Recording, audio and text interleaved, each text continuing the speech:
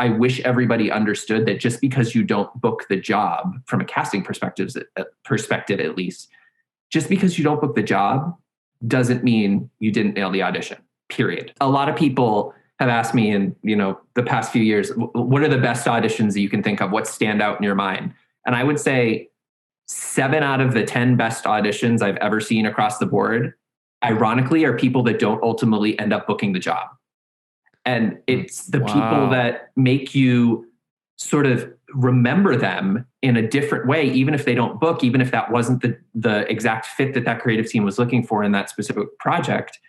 Those are the people I want to see in auditions more in for TV and film, for different theater projects, for all sorts of things, because they're able to come in and give such a unique read of what's going on. And I don't think that just applies to comedy, but there was another time when in replacement casting, Jessica Voss came in for Waitress.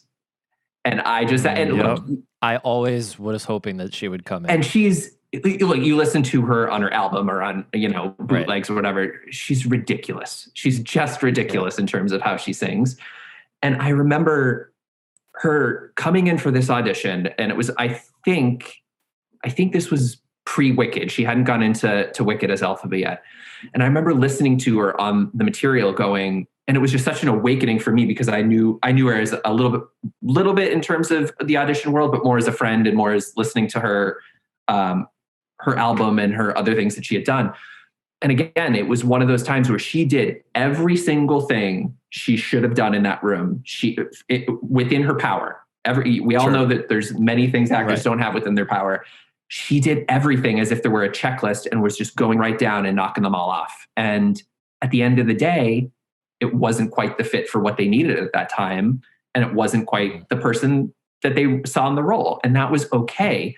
But again, selfishly, I am so glad I saw that side of her, because now she will pop into my head if there's roles similar to that I feel like she should have the opportunity to come in for if she wants to. And those 7 out of 10 actors that don't book the job, they're the ones I want to see more and more and more in auditions, because they're going to do great work, and they're going to take those chances to try to make something land. And if it doesn't work, that's okay.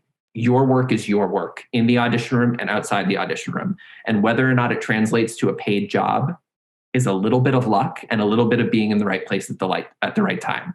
Yeah. And so I'm a firm believer of that.